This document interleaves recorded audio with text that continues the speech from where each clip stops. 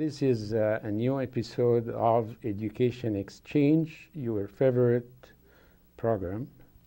And I'm your host, Hani Al-Qadi. And tonight I really would like to share with you some of my ideas and some of my feelings. Tonight is a very special night because I am welcoming Chris Gibson, the leader of Irving Weber Elementary School, and Carrie Martinez, our assistant principal, and Diana Frisbee, the school counselor. Is that the right way? That is correct. Good. This is a very dear school to me because I have my own memories about it, and I remember one of my best sketches. Some of the audience know that I'm an artist. One of my best sketches was of Irving Weber during that evening when the school opened. So I went close to him and I made his sketch or his cartoon. And that was a very special night for me. The other feeling that I have tonight is the fact that the father of this program, Mr. John Karoff, doesn't feel very well. He's still in the hospital. And whatever we do here, we cannot really fill a gap that is left after his absence. Although we have the strongest team in the studio tonight. We have Mr. Josh Gooding directing and producing, as well as Emily Aschenfelter, who is famous, has been here forever. When I was a little kid, Emily was director. I am just And of course, we have Mr. Doug Cheney, who has a bigger and longer beard than mine. And we have Sue Jen on the camera as well. So we have a great team, but in the meantime, our previous director, Mr. Mike Peterson, lost his dad too. So I just would like to share with our audience this feeling before I go to the very pleasant part, which is the success of Irving Weber School. So, Chris, I have seen you as a teacher, and I have seen you as a glamorous leader in our district. And I would like you to tell me the difference between being a school teacher and being an administrator. Well, I love teaching, first of all. I loved my work. I loved getting up, going to school every day. And I love the kids and the connections with the families and just seeing how far we could go academically. But I was also interested in leadership, and I was a leader in the school and decided to get my master's degree in ed leadership, not knowing if I was going to be a principal or just in staff development or professional development or teach at the college level. But I got the opportunity to be an assistant principal at Wickham, and I loved it. And I think the reason I like it so much is because it can impact the whole community, and I really believe that leadership is important to set the tone for the building and just establishing that climate and culture at your building. And I thought that I could do it. And I still love getting up every day, going to work, and I'm passionate about our school and our students. It's really extremely exciting for a veteran teacher like me to see women in the place of leadership. That used to be the guys who are the administrators, and ladies would be the teachers. And now you have promising leaders in our district, young, promising principals and associate principals, assistant principals. And one of them, of course, is the one next to you, sitting next to your right-hand side. Yes. So, Carrie, how does it feel again? I know that from your history that you were specialized in special education.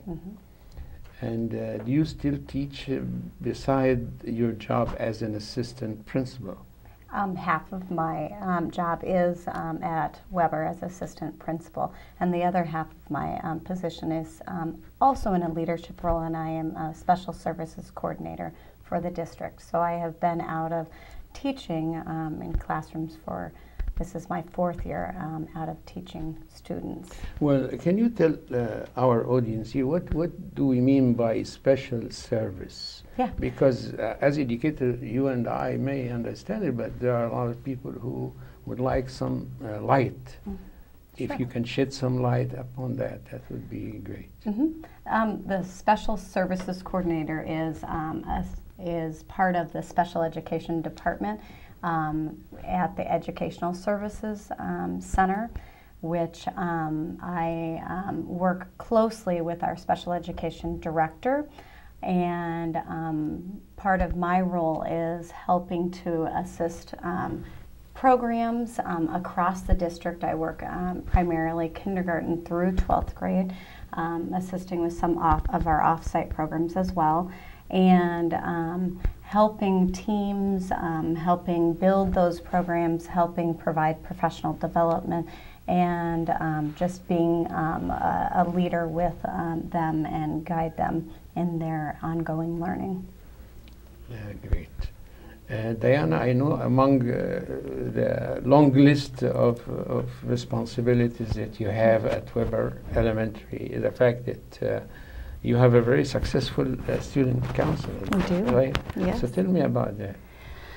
Well, the student council, it looks a little bit different at each elementary school. At Right. Weber, it's a group of students whose primary role is, as it sounds, representing the students. And so we have students from the older grades, 5th and 6th grade.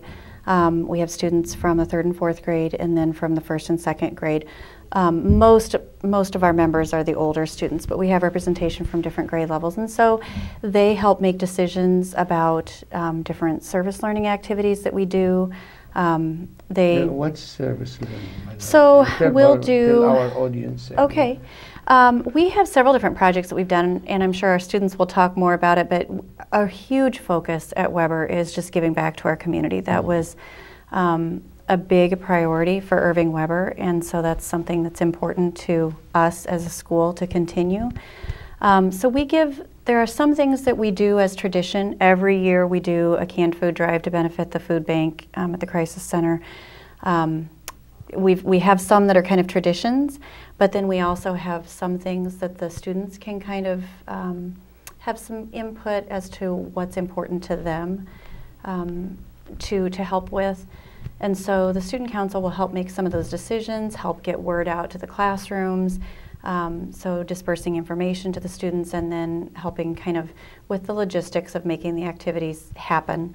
And so it gives the students a voice, but it also gives them a great opportunity to develop some leadership skills and some really important foundations for hopefully habits that will continue after school, just in giving back to their community, because that's something that you know, is hugely important to us in terms of educating not just the minds and not just using the curriculum to develop them academically, but also developing the whole child in terms of being a responsible, caring member of the community. And so we're hoping to kind of instill some of those things now that can be carried on and passed on. And how does it feel being the leader of the largest school in the district, right? You are the largest, you are #1 now. We are. Right? Next year it will be less? Next year it'll be less, about 150. You're going to fewer. lose the top position, right? Yes, yes. Only in quantity, but not in quality, right? Yes. You know, it's all I really know, because I started, this is my 7th year as the principal, and Weber has always been either one of the biggest or the biggest schools in the past 7 years. So it's just what we're used to at Weber. I think it'll be a little different next year. And I think you were the first, I remember the first day, and I entered the hallway, the lobby, whatever you call it, next to the office, and there were like, "Welcome to Weber School," written in every language in the world, right? That's our goal, yes. Yeah, and so talk to me a little bit about diversity. Yeah, I think our big goal is to make sure everybody feels welcome at Weber. And we have many different families from all over the world that attend Weber, and we love that and we celebrate that. It's very exciting for the kids to be able to talk about how they're similar, how they're different, and celebrate those things with each other. There are lots of different families that come and go, but I think in the beginning we had Hawkeye Court, which is part of the University of Iowa's Married Student Housing, and so there were families from all over the world there that were in Weber's attendance area. But since then, many families have just moved into our neighborhood, so they're in just right around the school. And how did you, or how will you, were you able to confront the new flood of the kids that came to your school this year? Because you have received some students, right? From Roosevelt or from Horn or? Not yet. Yeah, next year. You will receive them. Yes. Are you ready for that? Yes. Are we ready? Yes. We've been working as a team. I mean, this is my first year at Weber, so prior to even me being at Weber, they were working on those transitional projects and things to do for students. This year, there's been a lot of different things. We're working on an open house. The carnival is open to all families that are coming to Weber for next year, as well as at Weber presently. We're working on bringing the students to Weber. I know Chris and Diana attended a book retreat thing for students with bagels one morning. So there's lots of different activities with the students as well as the teachers getting to know the students as well. How many are you going to get? How many kids? We will get about 220, I believe, from Roosevelt, and about 6 from Horn, and about 6 from Hills. Okay. Well, this, of course, will raise the question of class size and discipline and all that. And we don't have time to go through that, but I would like to see some of the challenges you are going to be meeting, certainly when this starts to happen, right? You know, we really aren't looking at it as expecting challenges. I think for us as a staff, we're taking it as a challenge for us to make sure that we are as knowledgeable and prepared and as welcoming as we can be. I think our biggest fear out of any of it is that parents and families who are coming to us would not feel welcome. We're not worried about new particular challenges with kids because kids are kids and we're going to love them no matter what. We're going to have a party so they will listen to Indian music and see Korean dance and Chinese. We do those things already. We do. Yeah, you know, one of my first years of teaching, it just at Weber, it amazed me. The kids would want to sing Happy Birthday in English and in Spanish and in Chinese, and that's just something that we do at Weber. Is the kids just really love celebrating the diversity. So how about if we see some of your kids? We'll that would be wonderful. Go to a break a little bit now. And then we'll come back and welcome your kids on the stage here. That sounds good. Wonderful. Thank you. Thank you. And we are back now with Marnie, Anish, and Morgan. And of course, the leader of the school, Chris. So Chris, tell me, students are not consumers anymore. They are participants. And especially in your school where you have pulled kids to do certain activities, to be real participants in the educational process. So tell me about each one of them and why you brought them on the stage tonight. Well, I think we chose these 3 because they're very involved in our student council. They're very much leaders. Great role models for our kids, not only in Team 4 in our 5th, 6th grade, but also throughout the school. And we know that they really follow our 7 core virtues through their words and their actions every day. What are those 7? Anish, can you tell me what's? I'm not sure. I think it's honesty, compassion, responsibility, respectfulness. You're doing so well. Yeah. That's very good, you know. I'm not sure about the rest. Okay, and Caring is one of them. Caring isn't. Self-discipline. Giving. Giving. Perseverance. Did we get all 7? I think, yeah. Yeah, I think okay. that's- Of course, we are putting you, you know, like under the limelight, facing all this audience, but it's good that your parents are here too, right? And among the audience in the studio, and I would like you to welcome your parents here because they are supporting you. Hi, Mom. That's my dad. And your dad is here. Morgan, I heard that you're leaving school next year. Where are you going? I'm going to be going down to Borlaug. That's the new school at Camp Cardinal, right? Yep. That's right.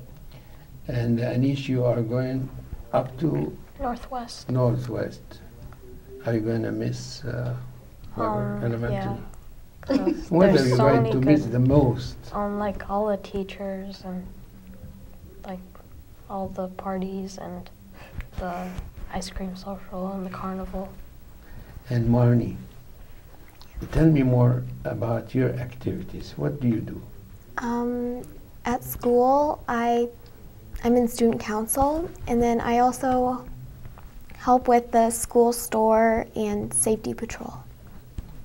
That's 3 major responsibilities, right? Which one do you enjoy the most? I like student council a lot. And do you have the chance to express your views, or teachers are telling you what they wanted you to do? Honestly. You get to express what your ideas and Good.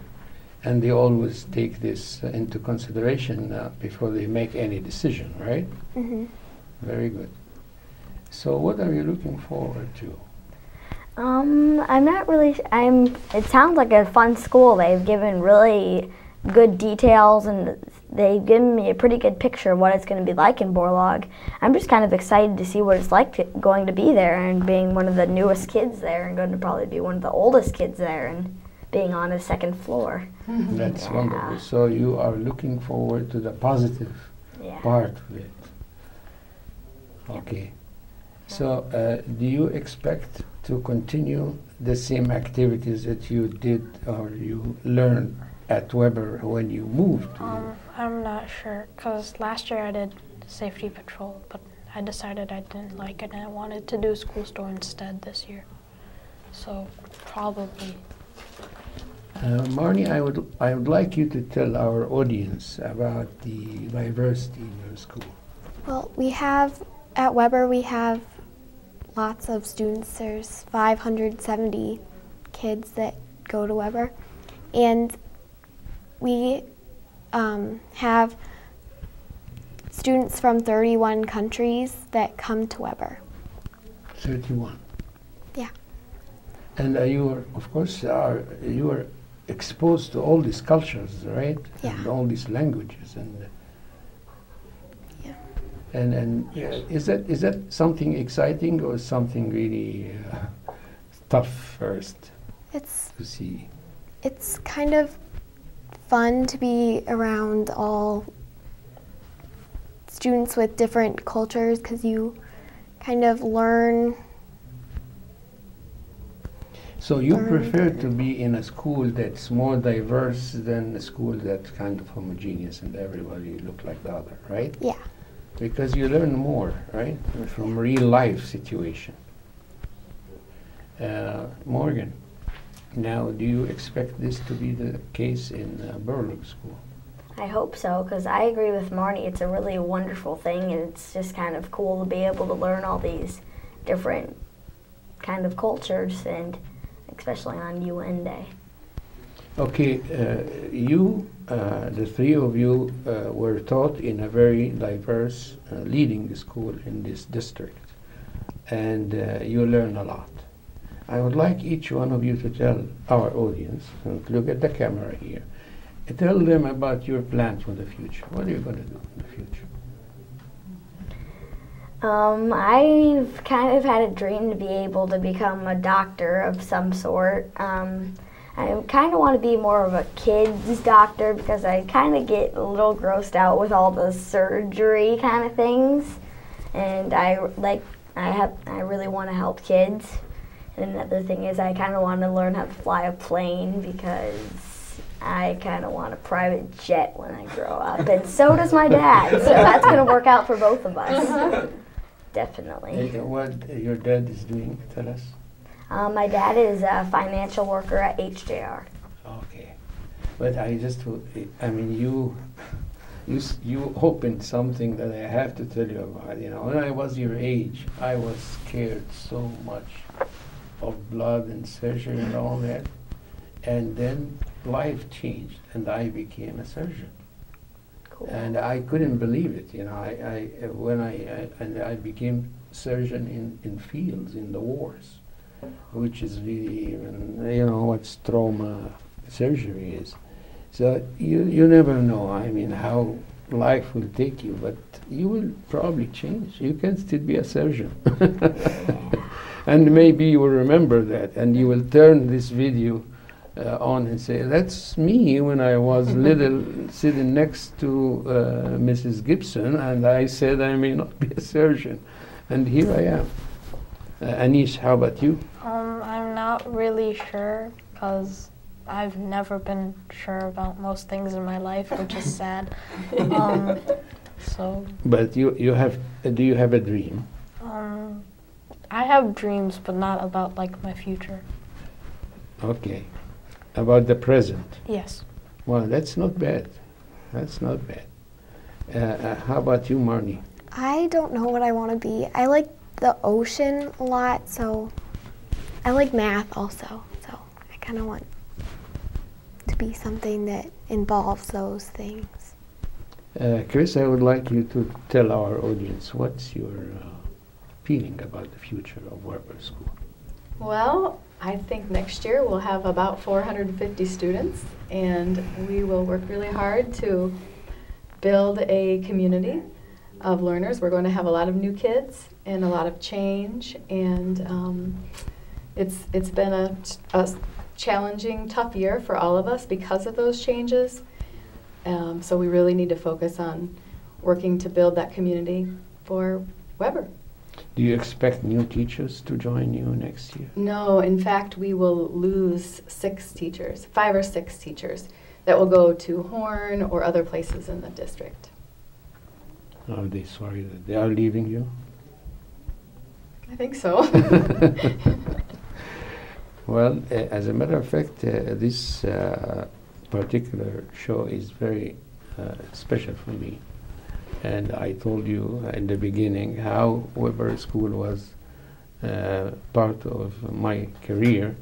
And I'm so proud of the role that you are doing, Chris, because you know, you replaced a very important person who really put the pillars of the school. And I'm particularly talking about Cecilia Berger. Yeah. And she was, we were friends a long time ago.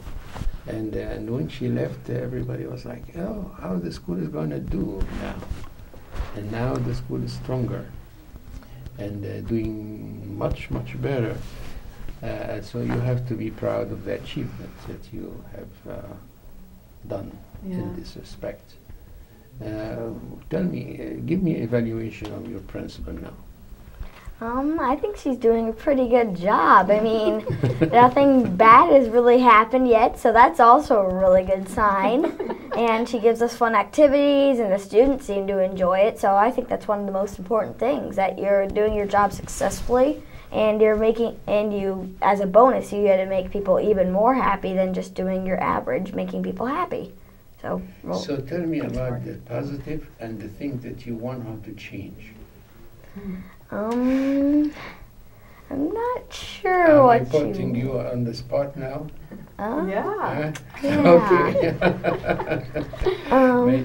Maybe Anish will tell us something about it. What do you think about the positive I feedback? like the way she's running the school, like with all the teams and how the grades are set up and the curriculum. She just needs to change the school food. She needs what? To change the school food, it's not that good. Well, this is not actually something that has to do with Weber only. It's more, it's nationwide. we have this. Actually, there are a lot of new suggestions now and debate about what's good for the kids, what's not good, and I think the First Lady is participating in the discourse about obesity and about what's sugar and all that. So I think we are on progress, you know. It does, but I agree with you that it's not the best now, but it will be very soon. Marnie, tell me about it. I think Mrs. Gibson is doing a really good job because all the students are really happy, and we have all these fun events like the Weber Carnival and the book fairs that we do. So yeah, I think it's. Well, this has been quite a show, and I hope our audience will enjoy watching it. Of course, we will be on the Education Channel all the time, and they are so generous with us. I mean, we appear before sometimes. It's a cable. If our audience don't have cable, please go to your computer and just type YouTube, and you will find us there. And just write Irving Weber Elementary School on Education Exchange, and you will find us there. There is Blip TV, .tv, and Blip TV has our show regularly. And of course, we are on this station that's generously helping us getting this show on. We are Monday at 7 p.m., Saturday at 2:30 p.m. So that will be our chance to watch, and the chance of your family to see you on TV and see the new leaders, the new generation of leadership in our district. Thank you, and thank you, Chris. Thank you. Thank you, Morgan. Thank you, Anish and Marnie. And thank you, our audience. And thank you, Josh, Emily, Doug, and Sujan, and the parents, of course, that are not on the air with us. Good night.